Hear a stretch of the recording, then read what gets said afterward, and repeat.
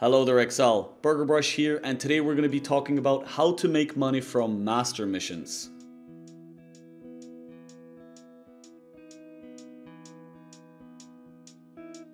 Now, a lot of people who are new to the game don't really understand or know really what master missions are or who the masters are, but I'm just going to make a quick video kind of going over each master and explaining a little bit about how you can make money from them and kind of how they work a little bit.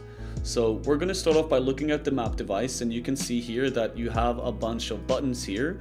Each one of these buttons represent a master, and when you click on it to highlight that one, you're basically adding that master to your map that you're about to do. So let's say I had a map here, I would put it in the map device.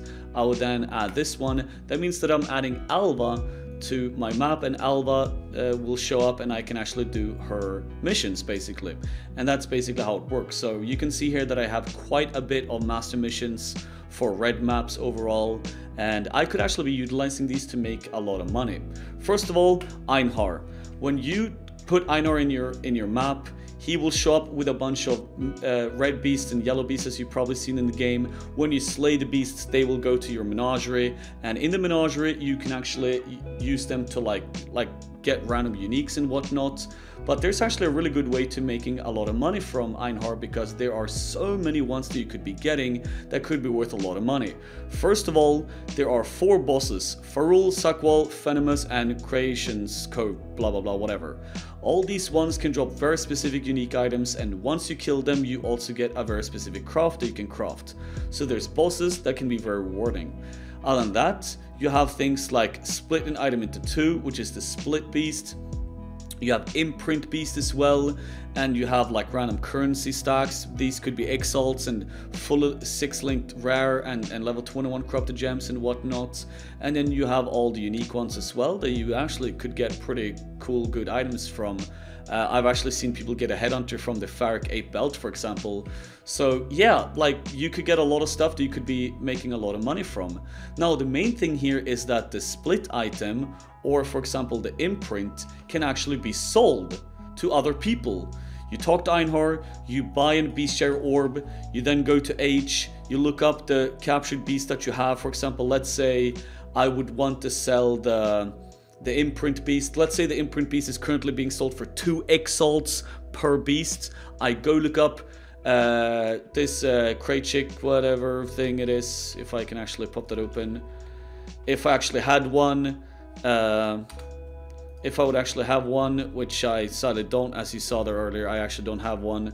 But then you take this one and you right click it, you right click and then you left click on like the one that you want to save. It will then save the beast inside the orb, and you can put up the orb for sale in your sale tab. For example, like this, I would sell this like note, crate chick, oh whatever, sorry, misclick, crate chick beast. I hate this game right now. For 2x, for example, and I could just sell that one for 2x. So that's a great way to make money from Einhar. Now, if you're adding this one, as we talked about earlier, you're adding Alva, and she can open up the Temple of Atsua, blah blah, I can't pronounce that name. Anyway, so let's have a look at Alva, and let's have a look at the temple. In Alva and in the temple, there is a bunch of different rooms that you could be getting, and you basically want to upgrade most of the rooms to rank 3 in order to get the most out of the rooms.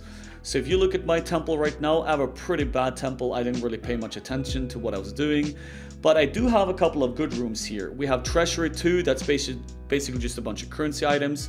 Surveyor Study, that's maps. Breach Containment Chamber, this one contains breaches and splinters. Hall of Metal is a timeless monolith. And Catalyst of Corruption, if this was actually rank 3, this would be the double corrupt temple room that you probably heard or seen about, and all of these things could make you pretty good money. Now, timeless monoliths are always fun, and they can be pretty rewarding. Yeah, breaches in here and splinters. Pure currency, you can get a lot of different currency in the treasury room, especially if you have rank 3. Surveyor Study is just maps, and there's a lot of different rooms that you can be getting that are good and that you can make money off from.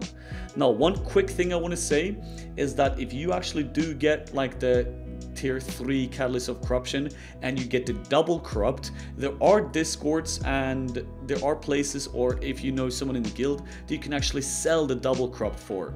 The double corrupt every league goes for about 1 to 2 exalts each, You can go, for example, in the Forbidden Trove Discord or another trade Discord that I'm going to link, but make sure that you do not scam someone, otherwise you will get blacklisted and you will not be able to do this or be able to use other trade places properly ever more. So do not scam someone, but yes, you basically can sell the double crop room for 1-2 exalts. They give you the item, you use the double cropped, no matter what happens, and you know, they give you the money. In most cases you might have to stream it through the Discord as well, so people really see what is going on and that you are indeed not scamming them. But yeah, you can do that, and there's a bunch of different things you can do. You can kill the boss as well. There's quite a bit of items that can drop from the temple as well that can be worth a lot of money. Now, the next one that we have here is Niko, and you basically add Niko to your map, and you will get all these sulfite things that you can pick up, and then you can talk to Niko. You can go to the delve mine and you can basically delve with the sulfite that you have. Now, I already have a video on how to make money from delve, and I will link that video in the description as well. But delving basically is a bunch of monsters that you kill all over the place while going deeper into like this mine. And there's a bunch of monsters, there's a bunch of nodes, and you get currency, and you can get a bunch of fossils and everything that sell for a pretty good price as well, depending on which one you get or if you sell in bulk. So Niko is great XP, it's good money, and it's pretty fun overall. Like almost everyone loves delving, it's universally loved basically. There's a bunch of bosses as well that you can actually face off in the delve mine as well, which can have very great rewards as well. So go check out the video, and whenever you add it, as long as your bar is getting full, as you can see here my bar is full, go down into the delve mine, go deeper, kill a bunch of mobs, gather a bunch of currency.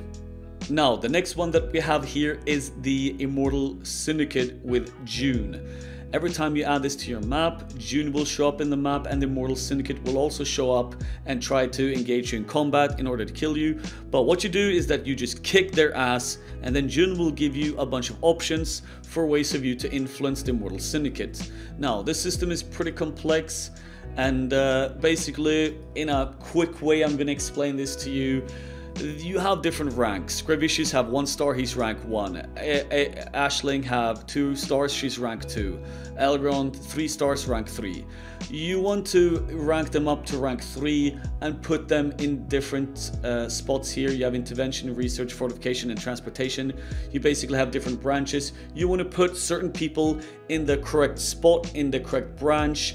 You want to make them leader if they're in this square, the circle or the square of the circle here.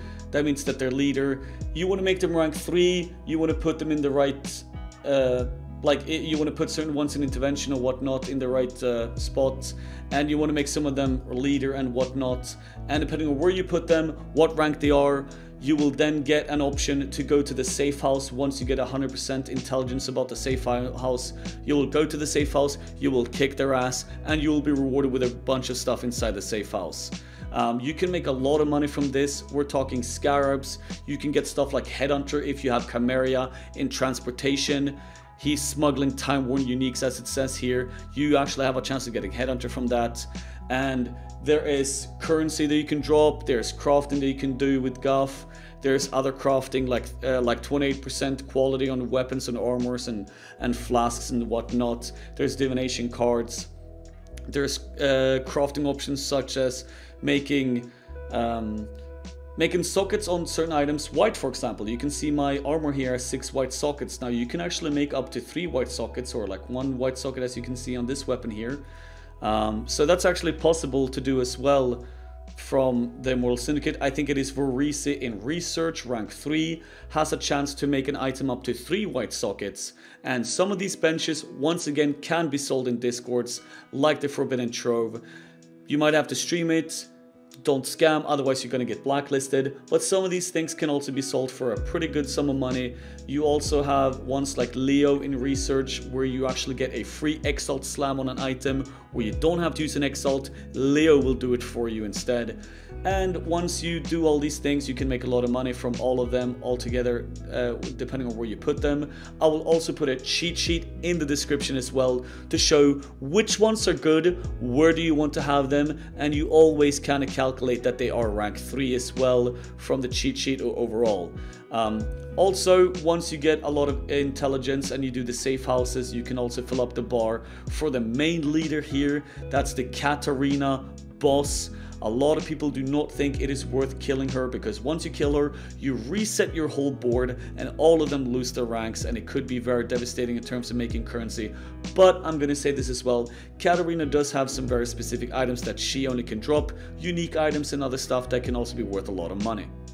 And of course, last but not least, we have Zana herself. Now, every time you add Zana to your map, she will show up and she will give you a bunch of options for other maps that she can open for you. Now, the good thing about Zana is that every map that she opens, if you do a certain map, if it's like corrupted or whatnot, and it's a specific map of a specific tier, she can actually add completion to your atlas. As you can see here, completed bonus objectives. These can actually count for bonus objectives on your atlas, so that's pretty cool. And later on, when you get into some higher tiers, like you're doing tier 14, 15 and 16 whatnot, Zana can actually add a very large variety of different maps, all the way up to Cortex maps, which can be worth a lot of money. If you kill the Cortex boss and you drop the flask, for example, that's up to like 10 exalts right now if I'm not mistaken. She can give you Elder Guardians and Shaper Guardians. And not only that, when you actually find Zana inside your map, you can click on each map and it shows you underneath what the actual mission of the map that she gives you is. And it can say things like Tane will be inside the map and there will be Metamorph and I want you to do the Metamorph, or Cassia will be in the map and it's a Blight in there, do that, or all these different options, right? Now, she can actually also give harvest crafts as an option. So it will say like inside the map there's a harvest, I want you to do the harvests. And harvest can be worth a lot of money. So, you know, definitely check out which map she's offering, what the maps actually has inside them. And of course, if there's Elder Guardians or Shaper Guardians, you know, they can be worth quite a bit of money as well from killing them and taking their fragments. And also you can, as I said, get maps like Cortex map, which could be very, very good for you if you actually can't kill the Cortex boss, or if you know someone that can help you out. And if you do drop the flask, it is worth a bunch of money.